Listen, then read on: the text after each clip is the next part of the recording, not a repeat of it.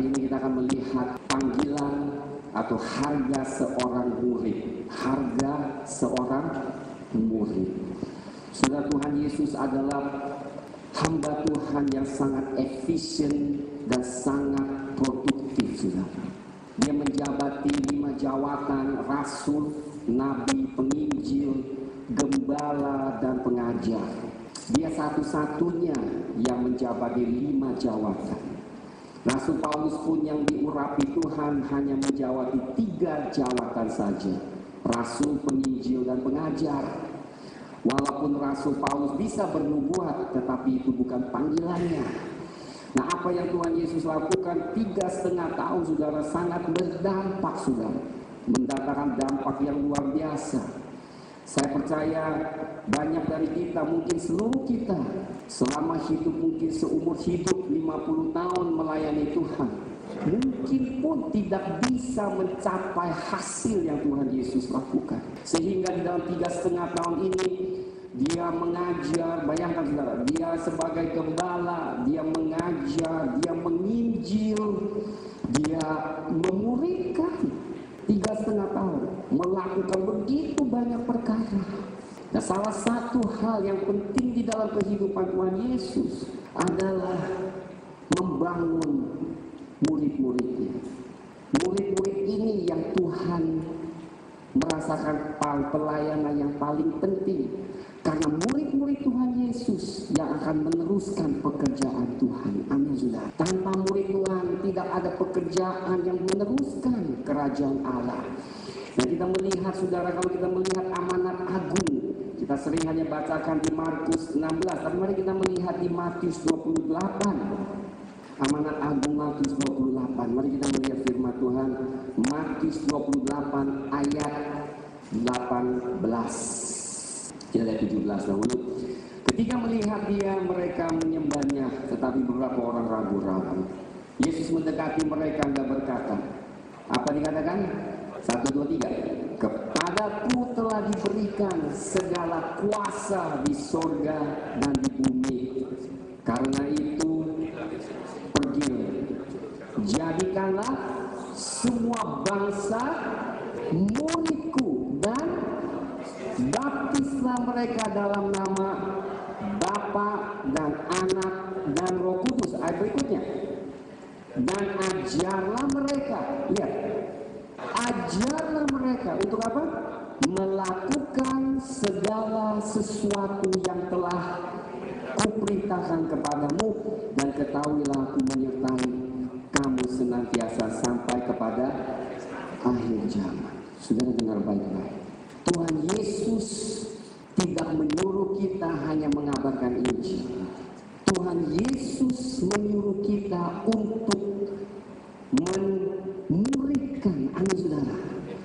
Jadikanlah mereka murid. Apa bedanya? Tuhan katakan, ajarkan mereka melakukan segala sesuatu yang telah kuperintahkan kepadamu. Memanggil, menyelamatkan tidak cukup. Yang satu hal yang penting adalah menjadikan kita murid-murid Tuhan Yesus. Amin, katakan amin. Apa bedanya murid dan pengikut? Apa bedanya, saudara? Pengikut hanya mengikut saja. Mereka tidak bisa menjadi saksi, tidak bisa menjadi hamba Tuhan, murid Tuhan yang menyebarkan Injil Tuhan, yang mengajar. Tetapi Tuhan menyuruh kita untuk menjadi muridnya. Oleh sebab itu, saudara, betapa amat pentingnya, saudara, amin, bahwa kita mengenal firman Tuhan, mengenal segala perintah Tuhan. Amin, saudara. Itu panggilan dia. Nah, maka itu, saudara, kita adakan kelas pemuridan. Kenapa? Karena itu yang Tuhan berikan amanat agung kepada kita. Amin, saudara. Saudara, saya di dalam gereja bertahun-tahun setelah lahir baru, saya lihat banyak orang yang lahir baru. Tetapi saya juga lihat sedikit sekali pemuridan yang ada di gereja. Nah, saya tanya aja, kenapa pemuridan itu begitu sulit, saudara? Setelah saya pelajari, saya melihat satu hal, pemuridan memang sulit, saudara. Saya rindu pada saat saya ada di gereja, sebuah gereja di mana hamba Tuhan sangat diurapi. Hamba Tuhan itu dapat mengajar firman dengan luar biasa. Saya rindu menjadi muridnya. Saya rindu duduk di bawah kakinya, lebih mengenal lagi. Saya rindu supaya dia dapat mengajarkan saya sesuatu secara pribadi, saudara. Saya mau tahu kenapa dia hidup begitu dekat, kenapa dia begitu diurapi Tuhan, kenapa dia mengetahui firman luar biasa. Itu merupakan suatu kerinduan yang luar biasa. Tapi saudara, berkali-kali saya tidak ada kesempatan itu. Karena pemuridan memang adalah sesuatu yang besar, harga yang harus dibayar. Amin. Tuhan Yesus memanggil 12 muridnya, saudara tahu, saudara, tidur bersama dia. Kemudian pergi pelayanan kemana-mana. Satu hal, Tuhan tidak ada rahasia. He lives in the glass house. Apa artinya? Dia hidup dengan transparan. Amin, saudara. Segala gerak-geriknya muridnya bisa melihatnya. Saudara, inilah hal yang paling sulit untuk hamba Tuhan memuridkan orang-orang. Karena pada saat kita mau memuridkan orang, hidup kita harus transparan. Semua perbuatan kita harus bisa tanggung jawab. Amin. Bukan di mimbar saja, tetapi hidup sehari-hari, saudara. Ini yang membuat pemuridan yang sulit, saudara. Dengar, saudara. Gereja melakukan itu susah istilahnya. Kenapa? Karena kalau banyak ramainya kita kabarkan yang hal-hal yang menyenangkan hati, pasti ramai, saudara. Apalagi fasilitas yang bagus. Tetapi Tuhan mau lebih dari itu. Amin, saudara. Tuhan mau jemaatnya, muridnya mengenal kebenaran. Amin, saudara. Tuhan mau pada saat muridnya keliru, dia tegur. Tuhan mau pada saat muridnya menyimpang, kita bisa beritahukan jangan. Kita beritahukan hal-hal yang mungkin tidak senang, tidak enak, tetapi itulah fungsi pemuridan. Amin. Saudara, pemuridan adalah sesuatu, saudara, yang sulit. Saya merasakan hal yang sulit, dan kemudian saya mulai merasakan ini adalah sesuatu yang perlu dilakukan di gereja. Amin, saudara. Menjadikan kita murid-murid Tuhan. Saya mau tanyakan, murid Tuhan yang mendatangkan dampak atau hanya pengikut yang mendatangkan dampak? Siapa yang mengubah sejarah, saudara? Saudara, siapa yang mengubah sejarah Eropa secara tidak langsung? Murid Tuhan Yesus Kristus. Siapa yang membangun negara Amerika itu pada mulainya, yang mengikuti prinsip-prinsip firman Tuhan, saudara? Mereka adalah murid Tuhan Yesus. Presiden pertama Amerika, George Washington, adalah seorang hamba Tuhan yang cinta akan Tuhan. Nyatakan di dalam sejarah, saudara, dengar baik-baik. Saya percayalah tidak ada politikus seperti George Washington. Dia tidak pernah mendusta. Dia tidak pernah bohong di dalam hidupnya, saudara.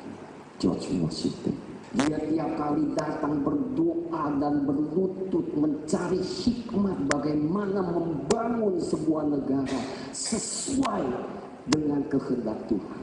Oleh sebab itu, saudara, Amerika yang dibangun oleh prinsip-prinsip kebenaran Tuhan, hukum-hukumnya yang dahulu, sudah dengar baik-baik, yang dipelajari di seluruh dunia, yang mempertanyakan kenapa negara ini bisa menjadi kuat dan hebat, karena dasarnya ada di dalam firman Tuhan. Saya mau saudara perhatikan di dunia ini, saudara. Negara Eropa, negara Amerika, negara Asia dan sebagainya. Saudara, yang berapa puluh tahun ini mendatangkan suatu contoh kehidupan yang luar biasa. Kita semua mungkin ada yang pernah ke Eropa, ada yang pernah ke Australia, ada yang sekolah di Amerika seperti saya. Pertama kali saya ke Amerika, saudara, saya melihat berinteraksi dengan orang-orang di sana dan melihat kebudayaan mereka, saya cukup kaget ada perbedaan yang cukup besar. Meskipun mereka tidak mengenal Tuhan, tetapi mereka sudah dengar baik-baik. Mungkin mereka sudah jauh dari Tuhan, tapi kebudayaan firman, kebudayaan Alkitab, kerajaan Allah itu ada di dalam mereka. Kejujuran, tanggung jawab, dan sebagainya.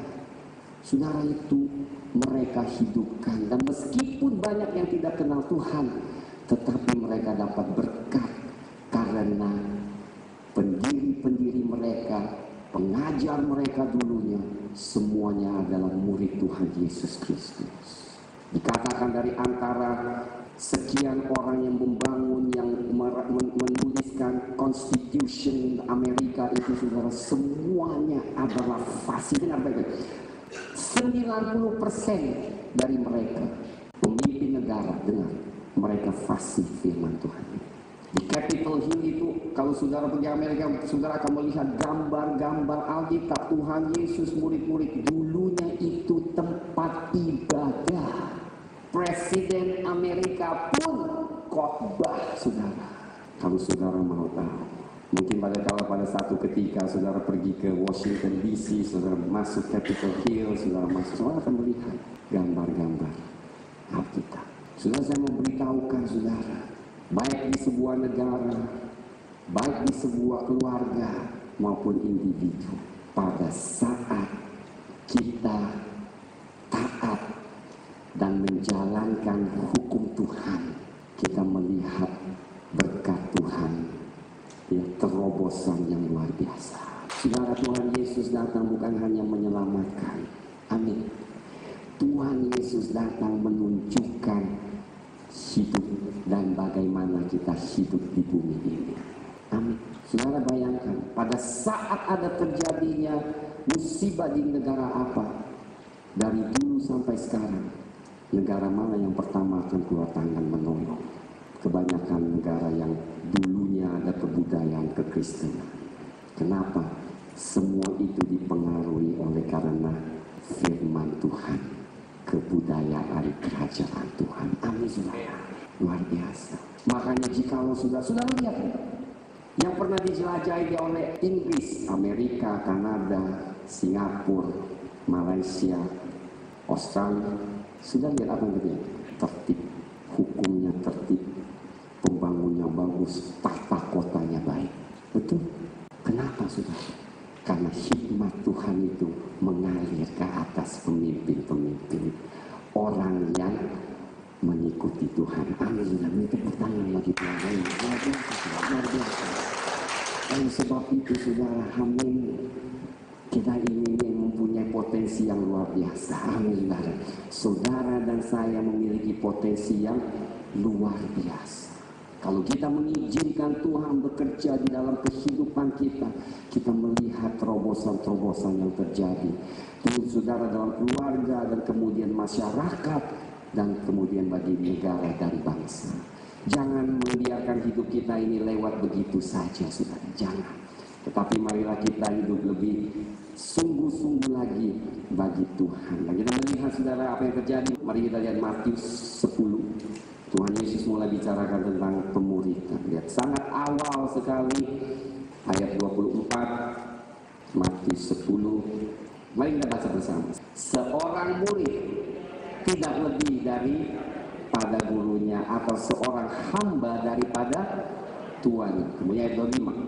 Cukuplah bagi seorang murid jika ia menjadi sama seperti gurunya, dan bagi seorang hamba jika ia menjadi sama seperti tuannya. Jika tuan rumah disebut Beelzebul, apalagi seisi rumahnya.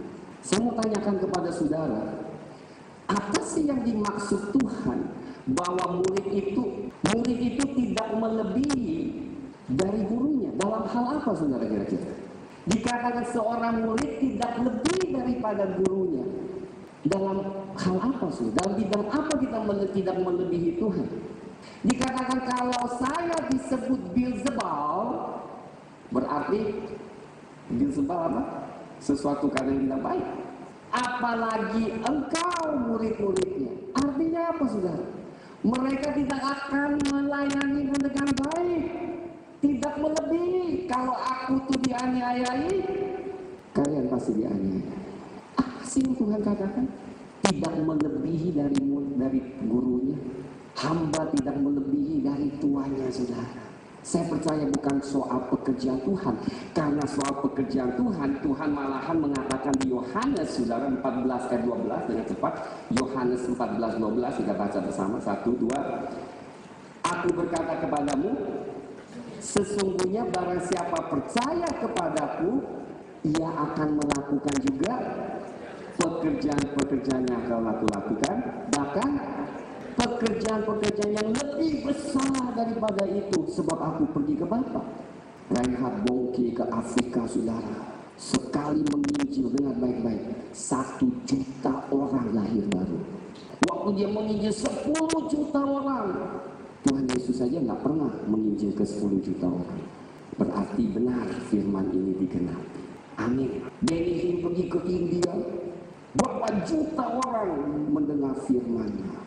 Ribuan orang disembuhkan dengan seketika. Tuhan Yesus tidak sedikit. Kita melihat di dalam Alkitab bahwa Tuhan Yesus lakukan sebesar itu. Digenapi lagi firman Tuhan. Namun kita kembali yang tadi firman Tuhan. Jadi apa yang Tuhan maksud bahwa kita tidak melebihi Dia? Dalam hal, saudara, dengar baik-baik, kita yang Tuhan ajarkan jangan mengharap. Dengar, saya mau saudara dengar.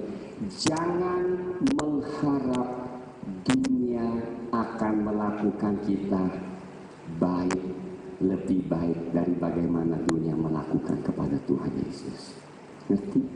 Dunia tidak bisa melayani kita seperti apa yang kita mau, karena pada saat mulai Tuhan Yesus menyatakan kebenaran, dengar baik-baik, dunia itu langsung bertentangan dengan kita. Tuhan Yesus katakan, aku menyatakan dosa dunia, maka mereka tidak senang kepadaku. Amin, saudara. Masalahnya, saudara, kita selalu ingin berdamai dengan Tuhan, hopeng-hopeng sama dunia, baik-baik sama dunia. Sudah saya minta maaf, sudah Tuhan ajarkan, jangan engkau harapkan dunia tidak akan melayanimu lebih baik. Kalau engkau sungguh-sungguh jadi muridku, maka engkau akan melihat terjadi suatu pertentangan dengan dunia. Ini, saudara, harga seorang murid. Yang pertama Tuhan Yesus ajarkan, engkau kalau mau jadi muridku, engkau harus perhatikan. Dengar, kalau mereka mengatakan sesuatu yang jahat, Beelzebul, apalagi engkau sebagai murid-muridku, engkau tidak akan lebih baik. Kalau dunia menyalibkan aku, maka engkau jangan harap dunia akan mengangkat engkau, karena kerajaan Tuhan bertentangan dengan dunia ini. Amin, saudara. Barusan saya baca saya ada post di Facebook, luar biasa, saya terjemahkan, saudara, dikatakan di sini. Catherine, founder of Salvation Army, saya baca Inggrisnya dulu, kemudian saya bacakan terjemahannya. Pendiri Salvation Army, founder of Salvation Army, in her sermon, Aggressive Christianity, she exclaimed, opposition, it is a bad sign for the Christianity of this day that it provokes so little opposition. If there were no other evidence of it being wrong, I should know from that. When the church and the world can jog along together comfortably, you may be sure there's something wrong. The world has not altered, its spirit is exactly the same as it ever was, and if Christians were equally faithful and devoted to the Lord, and separated from the world, living so that their lives were a reproof of all ungodliness, the world would hate them as much as it ever did. It is the church that has altered, not the world. Catherine, pendiri Salvation Army, dalam khotbahnya kekristenan yang agresif menyatakan, dengar baik-baik, pertentangan adalah tanda nyata untuk menilai kekristenan pada saat ini. Karena begitu kecil pertentangan yang terjadi di terhadap gereja, jika tidak ada bukti yang lain yang bisa menunjukkan kekeliruan atau kesalahan gereja, saya bisa lihat dari segi pertentangan. Dengar, jika gereja dan dunia bisa berjalan bergandengan dengan nyaman, saya yakin ada sesuatu yang gak beres. Dunia tidak pernah berubah selama ini. Roh dunia itu sama seperti sebelumnya, sama seperti zaman Tuhan Yesus, sama seperti zaman Rasul Paulus, sama seperti zaman gereja mula-mula, nggak pernah berubah. Jika umat Kristen sungguh-sungguh setia dan mengabdi pada Tuhan sebagai mestinya, tidak berbaur dengan dunia, hidup sedemikian kudusnya sehingga kesaksian hidup mereka menegur semua orang yang berdosa di sekitarnya, dunia akan sangat membenci kita sama seperti dahulu.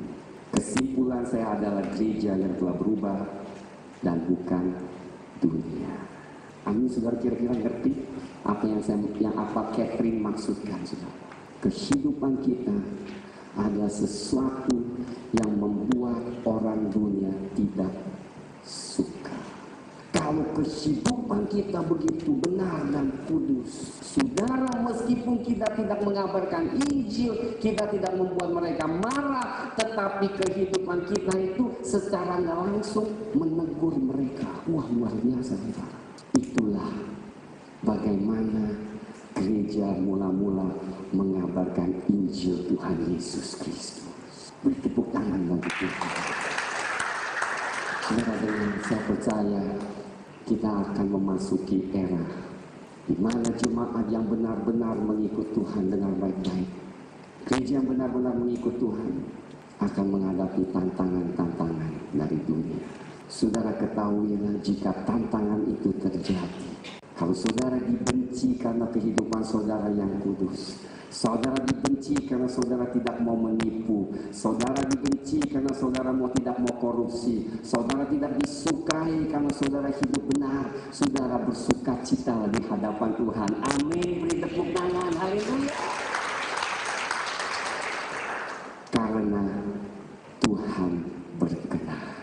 Dengar, saudara, Tuhan mau murid, bukan saja pengikut. Tuhan mau kita menjadi muridnya. Tuhan mau kita menjadi terang baginya. Sudah tanyakan bagaimana jadi terang? Bagaimana jadi garam? Saudara hidup pegang prinsip yang teguh. Saudara rela merugi asal benar. Amin. Maaf, saudara, seringkali saya melihat kita gampang kompromi, saudara. Pada saat pertentangan kita mundur. Kita tidak berani menyatakan iman kita, sehingga saudara dunia meremehkan gereja. Saya minta maaf, saudara, kalau ini membuat kita sulit. Memang ini sebenarnya saya baru melihat kalau kita mau berdiri bagi Tuhan, saudara, kita akan hadapi tantangan. Amin. Tapi tantangan itulah, kalau saudara tanyakan apa peperangan rohani, itulah peperangan rohani. Tuhan katakan jangan berharap bahwa dunia akan lebih baik menghadapi kita. Saudara, filsafat gaya hidup dunia yang tidak pernah serasi dengan kerajaan Allah. Saudara, filsafat dunia itu berubah-ubah ribuan tahun, tidak pernah sama. Jangan bilang jauh-jauh deh. Fashion aja berubah terus. Ya kan, fashion. Dulu zaman saya masih kecil, gondrong, rambut panjang, itu fashionnya. Kalau ke sekolah mau panjang-panjang, ditangkap terus, suruh digunting rambut. Di Singapura tuh ketat sekali. Saya lihat rekan-rekan saya seperti Eric dan lain-lain yang seumur sama saya, foto yang dulu-dulu, wah, rambutnya panjang, keriting-keriting, saudara. Itu fashion, saudara. Gak lama beda sekarang. Mana yang gondrong-gondrong sekarang? Nggak fashion lagi. Cowok tangan panjang-panjang, ya kan? Pendek-pendek kayak begini. Cia, saya juga ikut fashion dikit. Dulu kalau dicat pirang kayak Hera, waduh, diketawain. Dari mana tuh? Sekarang fashionnya. Cia, fashion itu berubah. Saudara tahu nggak? Di Afrika, saudara, ini benar-benar terjadi, saudara. Benar-benar didokumentasikan. Saya lupa di negara mana. Pria mau cari istri, yang kurus-kurus nggak laku. Dia mesti lihat istri yang potensi gemuk, saudara. Bener. Makanya kan orang pikir mesti kurus. Enggak, yang kurus nggak laku. Waktu dia berikan, aku mau menikah dia. Tuh nggak saudara tahu dia? Dia bilang, pada malam dia nikah, saya mau beratnya segini. Tahu nggak? Tiap hari itu pengantin yang sebelum jadi pengantin disuruh minum susu tiap hari. Makan, suruh tidur, makan, tidur supaya pada hari pengantin dia gemuk dan cantik di hadapan suami. Selera orang berubah terus, amin saudara. Dunia itu tidak pernah sama, entar begini, entar begitu saudara. Kacau.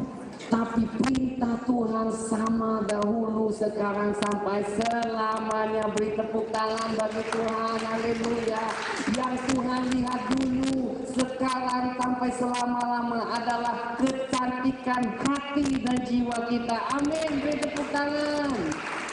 It's not the outward appearance, saudara. Bukan dari luar sekarang apalagi. Aduh, banyak palsunya. Kemarin kita baru bicarakan, waduh, sekarang operasi di Korea Selatan itu dahsyat, saudara. Udah seperti bagaimana ya? Mau model apa aja keluar deh. Saudara, aduh saya punya ini agak sedikit gede, dipotong jadi bagus, dikikis. Hidung kurang mancung, dimancungin. Ayo dah. Mau apa aja bisa, ini kurang dikecilin, semua plastik habis, saudara. Kalau dia kebetulan diangkat pada hari pengangkatan, itu copot semua, saudara.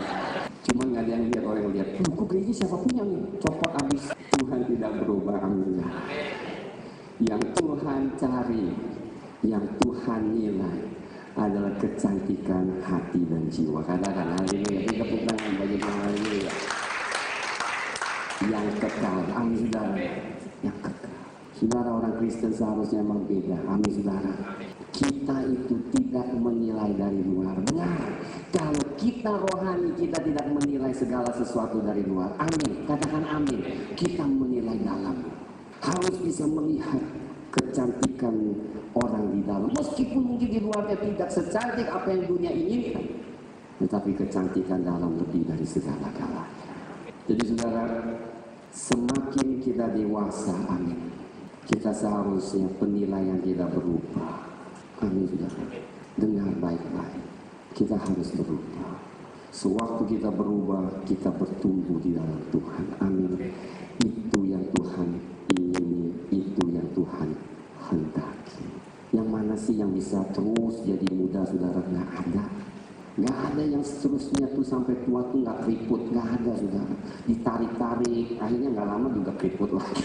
Tetapi yang saya lihat, orang yang penuh dengan Tuhan, makin hari makin cantik, penuh kemuliaan Tuhan, amin. Saudara, bintang film Hollywood nggak pernah yang lebih tua, lebih cantik, lebih parah. Tetapi saya lihat anak Tuhan yang cinta Tuhan lebih dewasa, lebih cantik, amin, lebih ganteng, haleluya. Jadi pertama, ingat saudara, Tuhan menghendaki kita mengerti satu hal, bahwa kerajaan Allah tidak mungkin bisa bersahabat dengan dunia ini. Dengar baik-baik, kerajaan Allah tidak mungkin bisa bersahabat dengan dunia ini. Mari kita lihat Yakobus 4 ayat 4. Hai kamu orang-orang yang tidak setia, tidakkah kamu tahu bahwa persahabatan dengan dunia ini adalah permusuhan dengan Allah? Jadi barang siapa hendak menjadi sahabat dunia ini, ia menjadikan dirinya musuh. Apakah ini berarti kita nggak bisa pakai barang-barang dunia? Tidak, itu bukan artinya. Apa sih persahabatan dengan dunia? Ayo, apa sih persahabatan dengan dunia? Persahabatan dengan dunia artinya kita hidup dengan prinsip filsafat dunia. Itu persahabatan. Filsafat dunia, cara kerjanya dunia, kita ikuti semuanya dan mengabaikan pelajaran firman Tuhan. Oh, kalau dunia bisa korupsi, gue juga korupsi. Oh, kalau dunia bohong, gue juga bohong. Oh, kalau dunia cabul, gue cabul, nggak apa-apa. Tapi tetap ke gereja. Itu berseteru dengan musuh dengan Allah. Bukannya kita nggak bisa pakai barang-barang dunia, kita bisa pakai. Tapi cara kita berpikir, pola kita berpikir bertentangan mendengar firman Tuhan, kita menjadi musuh, saudara. Nah, saya tanyakan, kalau kita jadi musuh Allah, kita selamat nggak ya? Selamat nggak kemarin? Selamat tinggal katanya. Ini sudah dengan baik-baik, saudara. Karena kita pikir Allah nggak apa-apa, Tuhan ampuni. Tetapi firman Tuhan jelas, kalau kita mengikuti filsafat cara-cara dunia, saudara, kita tuh nggak ada damai dengan Tuhan. Kita yoga, tidak tahu yoga itu adalah persembahan berhala, saudara. Kita karaoke nyanyi lagu-lagu dunia. Kita nonton film porno yang X-nya 5. Saudara, barusan ada hamba Tuhan ceritakan. Dia katakan setelah dia nonton film porno, dia kembali besok harinya, minggunya, saudara, dia ketabrakan. Dia bilang, apa ada hubungannya ya sama ini ya? Saya bilang pasti ada, karena dia membuka celah. Kemudian dia rasakan damai sejahtera, Tuhan hilang. Ya tentu ada. Kemudian ada satu pelepasan, kasus pelepasan. Anak ini tidak bisa dilepaskan, saudara. Totonya iblisnya bicara melalui dia. Aku telah diberikan izin tinggal di dalamnya. Dari mana? Karena dia menonton film X. Saudara, inilah cemar yang dunia berikan setiap hari. Internet, buka sedikit pasti ada yang pakai. Yang bukan-bukan, kita harus mengasah apa? Mata kita, saudara. Mengerikan. Dalam setiap sudut iblis mau masuk melalui ini, mencemarkan pikiran kita. Dengar baik-baik, saudara. Bagaimana iblis menyebarkan kejahatan melalui penglihatan, melalui pendengaran yang tidak sesuai dengan firman Tuhan. Saya sangat hati-hati apa yang saya nonton. Tanya anak-anak saya. Saya cek dulu parents guide. Kalau nggak sesuai, nggak mau nonton. Akhirnya kebanyakan nonton kartun. Ya udahlah, jadi anak kecil lagi nonton kartun. Karena kartun nggak ada kutuk nama Tuhan Yesus, ya kan, kebanyakan. Masih bagus. Jadi saudara, ada 3 hal yang saya mau sampaikan. Penting sekali. 3 dimensi musuh di mana umat Kristen harus taklukkan. 3 dimensi. Saya mau saudara catat. Nomor 1, iblis. Nomor 2, kedagingan. Nomor 3, keduniawian. Iblis, daging, dunia. Ini adalah trinitasnya iblis. Dengar, ini adalah trinitasnya iblis. Trinitas iblis dikalahkan oleh trinitas Tuhan kita. Setan sudah dikalahkan di kayu salib oleh Tuhan Yesus Kristus. Kedagingan, Tuhan telah berikan kuasa Roh Kudus tinggal di dalam kita. Dunia dikalahkan pada saat kita mencintai Allah Bapa lebih dari segalanya. Kita tepuk tangan bagi Tuhan. Sudah tanyakan, Pak, di mana firman-Nya? Saya berikan firman. Nomor 1 Yohanes pasal 2 ayat 15. Yang pertama, janganlah kamu mengasihi dunia dan apa yang ada di dalamnya. Jika orang mengasihi dunia, maka kasih akan Bapa tidak ada di dalam orang itu. Makanya saudara, Tuhan ajarkan kita supaya mengasihilah Tuhan Allahmu dengan segenap hatimu, segenap jiwamu, segenap akal budi, segenap kekuatan, keseluruhan kita. Kenapa? Karena dunia mau masuk merampas hati kita. Salomo mencintai dunia, Salomo mencintai wanita-wanita, saudara. Dia mencintai dunia, maka kasih akan Allah lenyap. Salomo, jangan salah saudara, pada mulanya dia adalah anak yang mencintai Tuhan dengan mengikut segala perintah yang papa ayahnya ajarkan.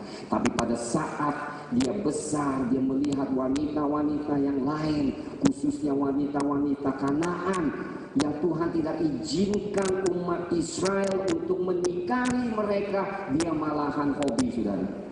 Dan dikatakan pada akhir hidupnya, cinta pada Tuhan tidak ada lagi. Saudara, banyak dari antara banyak antara kita yang susah mengangkat kalau memuji Tuhan. susah masuk hadirat Tuhan, susah mengangkat tangan memuji Tuhan. Saudara, mungkin kita cinta dunia lebih dari Tuhan. Bagaimana kita menaklukkan? Mengasihi Bapa. Lihat ayat berikutnya, ayat 16. Sebab semua yang ada di dalam dunia, yaitu apa?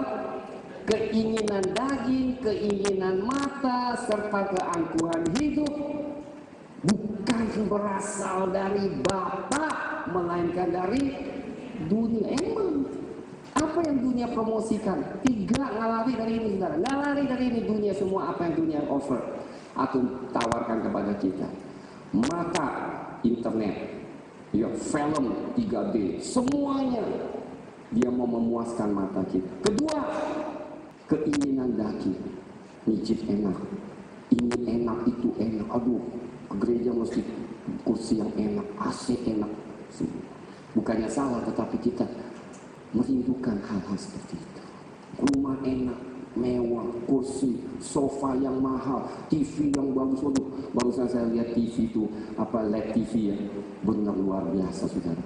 Kalau TV live saya harus pakai kacamata nonton, tapi itu nggak usah, saudara. Saking jelasnya, daging, keangkuhan hidup, merasa tinggi, merasa luar biasa, posisi kedudukan, hormat dari manusia, itu berasal dari Tuhan Yesus. Katakan, mereka tidak berani mengakui Yesus sebagai Mesias karena mereka lebih mencintai pujian manusia daripada Allah.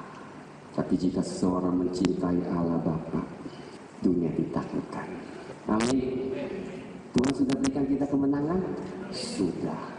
Yang mengalahkan kita sendiri. Kita harus cinta Tuhan. Kita harus cinta Tuhan sedemikian rupa sehingga perintahnya kita mau lakukan, kita mau taat. Kita harus merubah filsafat kita. Sudah. Kedua, kedagingan. Galatia 5 ayat 16. Jadi saudara, Trinitas diberikan untuk mengalahkan Trinitasnya iblis. Amin. Jangan, tidak ada lagi excuse atau alasan kita tidak bisa menang, karena semuanya Tuhan sudah berikan.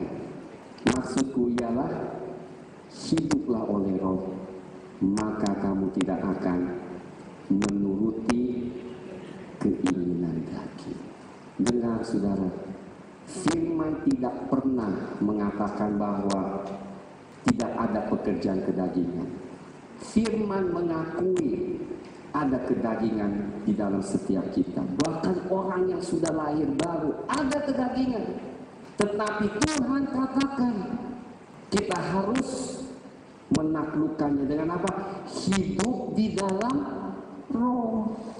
Sudah katakan, apa sih hidup di dalam Roh? Ayat berikutnya saudara, Galatia 5. Apa sih hidup dalam Roh? Ayat 17. Sebab keinginan daging berlawanan dengan keinginan Roh. Lihat kan?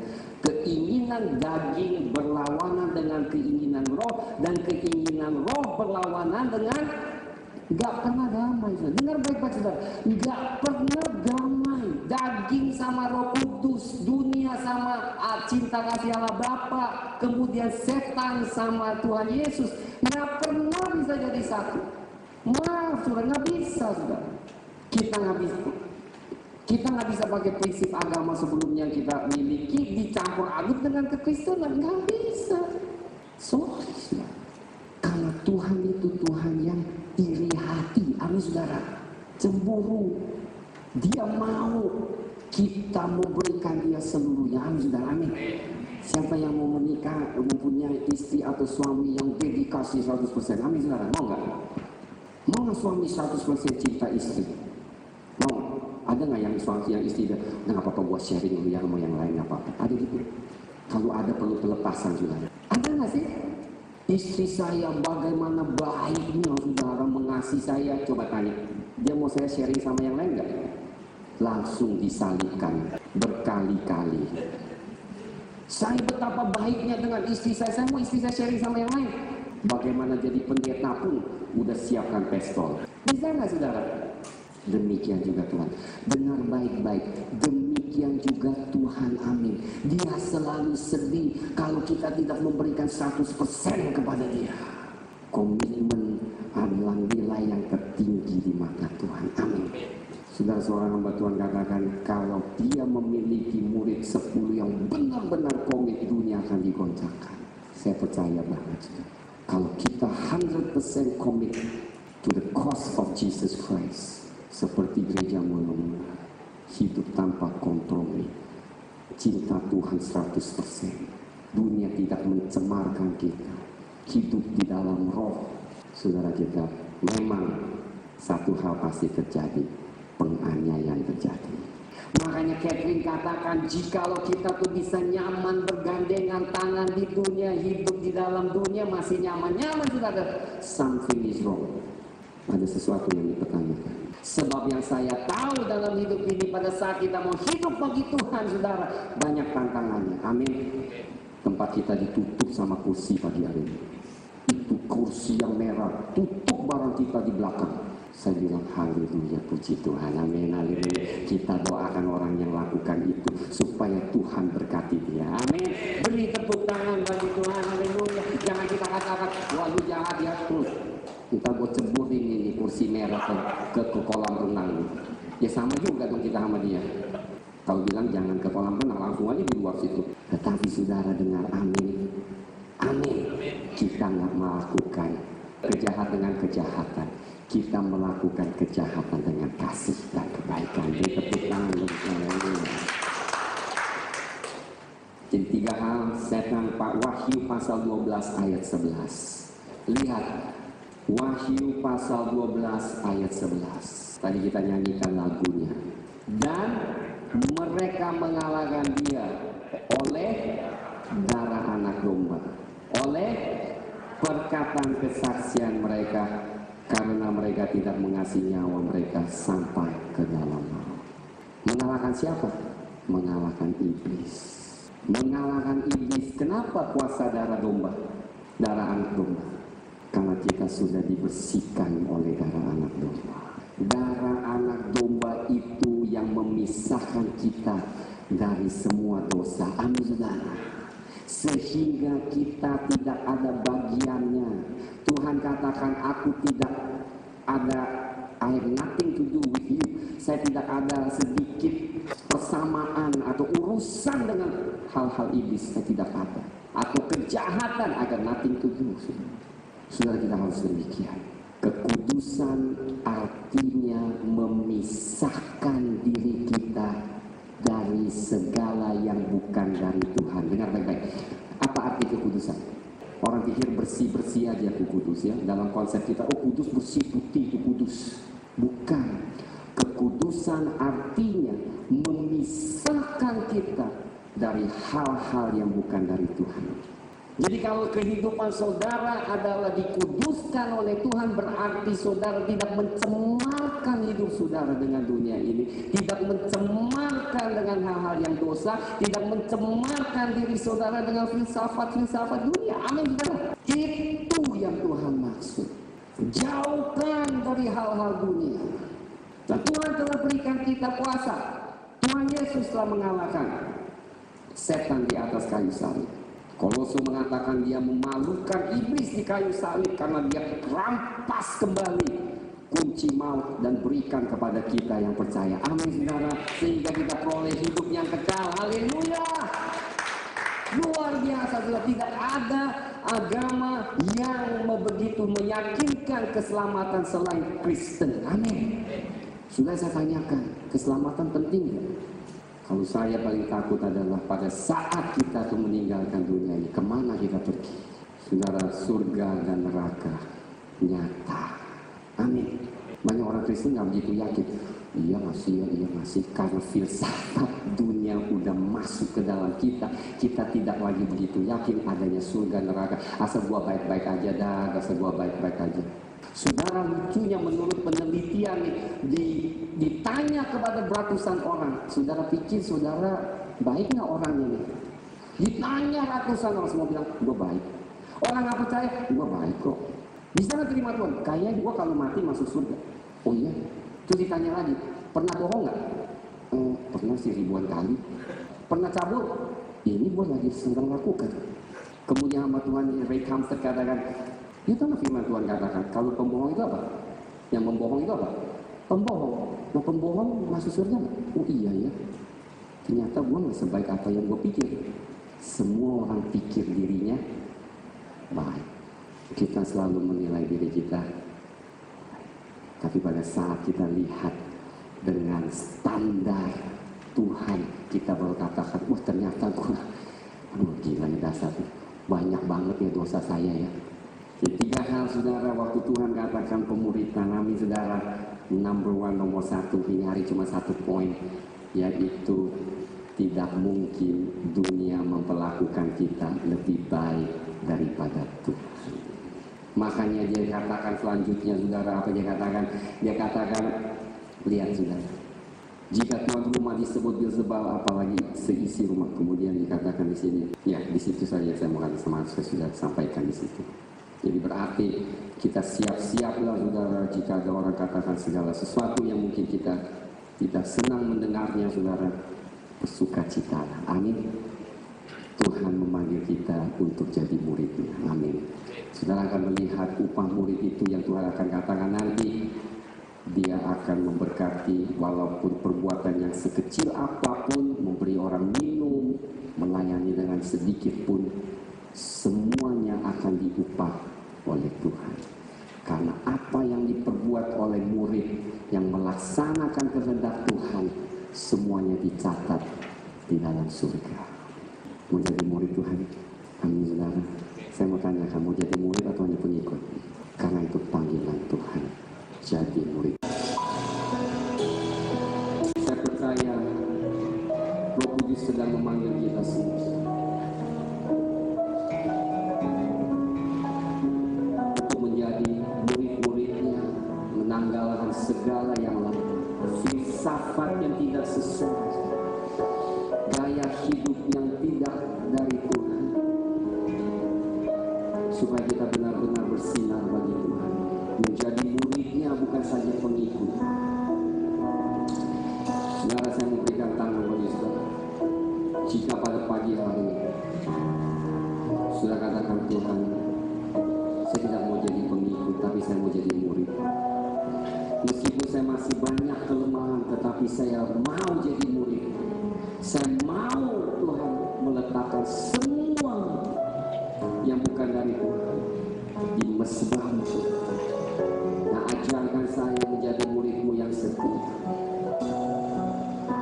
Sudah, kalau itu merupakan kerinduan saudara pada pagi hari ini, saya mau saudara angkat tangan, haleluya, sungguh-sungguh pada pagi hari. Saya mau saudara angkat tangan sungguh-sungguh pada pagi hari, karena pasti ada impartasi terjadi, karena saudara mau menjadi murid, mau kerinduan saudara. Mungkin selama ini saudara tidak mendengar, oh ternyata demikian, ternyata yang Tuhan maksud kita tidak akan lebih. Ternyata kenapa selama ini aku menghadapi begitu banyak tantangan, karena dunia tidak pernah baik dengan kita. Tuhan tidak mau kita kecewa. Karena sudah haleluya, Rabba syukur bersyukur. Saya mau doakan sudah ura Rabba syukur. Bapa surgawi, Engkau lihat tangan kami yang terangkat. Angkat tangan itu, ura Rabba syukur. Saya mau doakan ura Rabba syukur. Bapa, kami terima kasih pagi hari ini firman-Mu berbicara kepada hati kami. Kami sadar Tuhan kelemahan kami di hadapan. Tapi kami bersyukur bahwa firman-Mu mengajarkan kami pada pagi hari ini bahwa Engkau merindukan murid Tuhan. Perintah-Mu, amanat agung-Mu adalah menjadikan bangsa-bangsa murid-Mu Tuhan. Nah Tuhan, murid-Mu tersebar di dunia ini Tuhan. Mereka dianiayai, mereka dibunuh, tetapi mereka tidak menyangka Engkau. Tuhan, di negara Indonesia kami berada, mungkin kami belum mengalami seperti itu, tetapi kami selalu mau dicemarkan oleh hal-hal dunia. Bapa surgawi, kuduskan kami, jadikan murid-murid-Mu yang setia, yang mengabdi kepadamu Tuhan, yang menanggalkan, yang rela membayar harga apapun untuk menjalankan kebenaran-Mu Tuhan.